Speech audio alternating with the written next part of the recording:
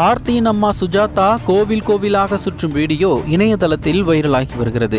ஜெயம் ரவி ஆர்த்தி விவாகரத்து செய்திதான் சமூக வலைதளங்களில் பேசுபொருளாக இருந்து வருகிறது.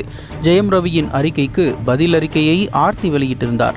அதில் என்னிடம் எதுவும் கலந்து ஆலோசிக்காமலேயே திடீரென்று இப்படி ஒரு அறிக்கையை கொடுத்துவிட்டார் ஜெயம் ரவி. என் பிள்ளைகளை இனி யார் கவனிப்பது என்று சோகமாக ஒரு அறிக்கையை வெளியிட்டிருந்தார். இதனை பார்க்கும்போது ஆர்த்திக்கு விவாகரத்து செய்வதில் கொஞ்சம் கூட விருப்பமில்லை என்று தெரிய வந்தது. இதற்கு 2 நாட்களாக மௌனமாக இருந்து வந்த ரவி தற்பொழுது இந்த அறிக்கை குறித்து பதிலளித்துள்ளார்.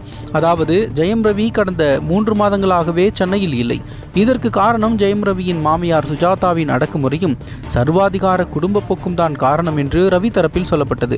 மேலும் நடிகை குஷ்புவும் ஆர்த்தியின் அம்மா அதாவது ரவியின் மாமியார் சுஜாதாவும் தோழிகள். அதனால் குஷ்பு தான் ரவிக்கும் ஆர்த்திக்கும் திருமணம் செய்து வைக்க முதல் காரணமே.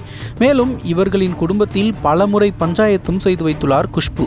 ஆனால் விவாகரத்து விஷயத்தை குஷ்புவிடம் கூட சொல்லாமல் திடீரென்று அறிக்கை மூலம் கூறிவிட்டார் ஜெயம் ரவி.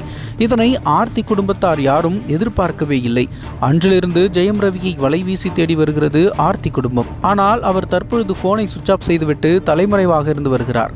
இந்த நிலையில் ஆர்த்தியின் அம்மா சுஜாதா மகளின் வாழ்க்கைக்காக கோவில் கோவிலாக சுற்றுகிறார் என்ற ஒரு வீடியோ இணையதளத்தில் வைரலானது. அதனால் அந்த வீடியோவின் உண்மைத்தன்மையை சோதனை செய்த போது அது பழைய வீடியோ என்று தெரிய வந்துள்ளது.